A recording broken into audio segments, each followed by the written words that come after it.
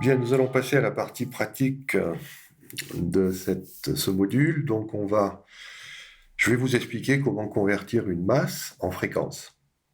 Ça, c'est la physique quantique qui permet de faire cette conversion. On utilise pour ça une relation qui a été proposée par Louis de Broglie en 1923, où on prend la masse, on multiplie par le carré de la vitesse de la lumière dans le vide pour obtenir une énergie, et ensuite on divise par la constante de Planck pour transformer cette énergie en fréquence. Comme les molécules n'ont pas la masse exprimée généralement en kilos, on utilise en général des Dalton, qui sont des grammes par mol. Il faut penser à convertir les Dalton en kilos. Donc pour cela, on prend la masse molaire en Dalton, on divise par 1000 pour passer en kilos par mol, et on divise par le nombre d'Avogadro pour obtenir la masse en kilos. On a donc besoin pour faire ce calcul de trois constantes: la constante de la vitesse de la lumière dans le vide, la constante de Planck et la constante d'Avogadro. Je vais ici utiliser dans un premier temps les valeurs de 2019 qui ont été fixées une fois pour toutes, de manière à pouvoir avoir la meilleure précision possible compte tenu de ce qu'on sait actuellement de ces constantes en physique.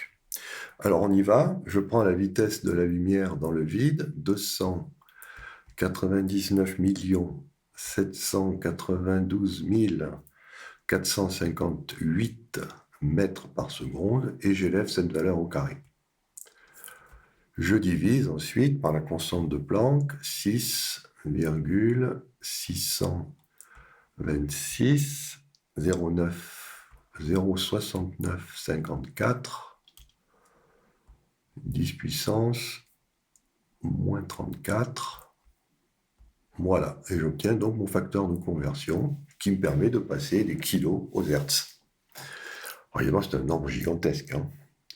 Ensuite, je vais multiplier ça par la masse molaire de l'eau, qui est connue avec précision, 18,0152,68 Dalton. Voilà, alors cette masse, elle correspond à l'eau avec ses isotopes, c'est-à-dire oxygène 16, oxygène 17, oxygène 18, proton, deutérium, tritium. Voilà. Et on divise par 1000, puisque c'est des grammes par mol. Donc je passe en kilos par mol en divisant par 1000. Et une fois que j'ai divisé par 1000, je divise par la constante d'Avogadro, qui vaut 6,022 14 076 10 puissance 23 mol moins 1. Voilà, donc on obtient la fréquence caractéristique quantique, la fréquence de l'onde de matière associée à l'eau, c'est 4,06 10 puissance 24 Hz.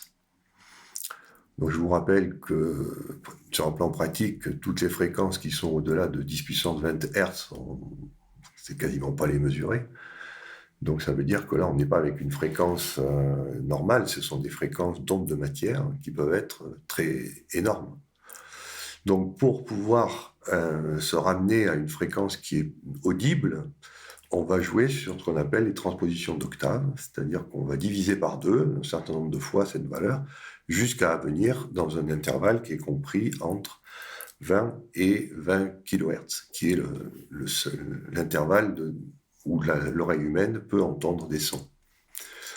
Voilà, alors comme il va falloir faire beaucoup de divisions par 2, on va plutôt utiliser la fonction logarithme binaire, qui revient au même. Donc je passe ma calculette en logarithme binaire, c'est-à-dire log base 2, c'est-à-dire qu'on va chercher quelle puissance de 2 correspond à ce chiffre énorme. Donc je prends le logarithme binaire de 2 de cette valeur. Voilà, ça me fait à peu près 82 octaves. C'est-à-dire qu'entre la fréquence de 1 Hz et la fréquence de la molécule d'eau, on doit passer 82 octaves entre l'audible et l'onde de matière. Alors ces 82 octaves, on va les ramener non pas à 1 Hz, mais plutôt autour de 440 Hz, parce qu'il y a une convention internationale qui a choisi que pour la musique, tous les instruments devaient être accordés en 440 Hz. Donc je vais voir combien d'octaves ça correspond. Donc je tape 440, qui est la fréquence industrielle d'accordage des instruments, et je prends un logarithme binaire, je vois que ça fait 9 octaves. C'est-à-dire qu'il y a à peu près 9 octaves entre 1 Hz et 440 Hz. Donc maintenant que je sais qu'il y a 9 octaves, j'en avais donc 82 pour l'eau, ça veut dire que je dois transposer de 82-9, 73 octaves, pour passer de cette fréquence quantique à une fréquence audible. Donc on y va, je repars de ma valeur que j'ai calculée tout à l'heure, 81,746 921.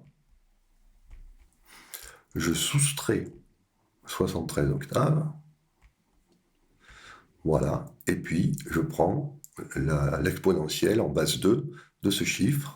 Je trouve 429,621 Hz. Qu'on va arrondir pour les commodités à 429,62 parce que bon, le centième de Hertz, c'est déjà pas mal. Hein. Pas besoin d'aller plus loin. Donc voilà, on sait que si on prend l'onde de matière de l'eau et si on transpose d'octave, elle va correspondre à une fréquence de 429,62 Hz. Donc c'est-à-dire que si comme notre corps est fait à peu près à 97% de molécules d'eau, ça peut être un excellent diapason, puisqu'on va choisir comme diapason universel pour nos instruments la matière qui nous constitue. On voit que ce n'est pas 440, comme a choisi la norme industrielle. Ce n'est pas non plus 432, comme certains musiciens le préconisent.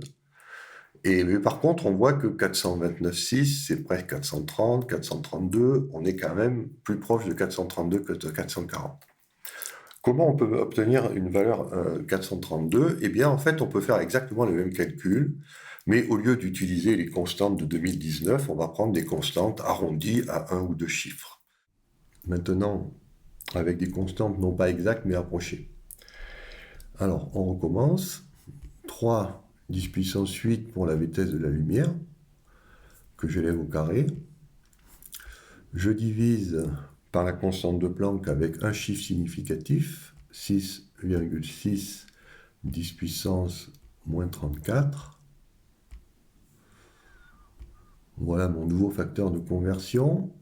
Je multiplie par la masse molaire de l'eau, 18,015 268 Dalton. Je divise par 1000 pour passer en kilogrammes par mol. Et je divise par le nombre d'Avogadro, 6,02. Je garde que deux chiffres significatifs, 10 puissance 23. Voilà une nouvelle fréquence, elle est un petit peu différente de la précédente, à un pouillème près, parce qu'on a fait des arrondis. Je prends évidemment le logarithme binaire pour retrouver mes 82 octaves, et je soustrais 73 octaves pour revenir aux environs de 440 Hz.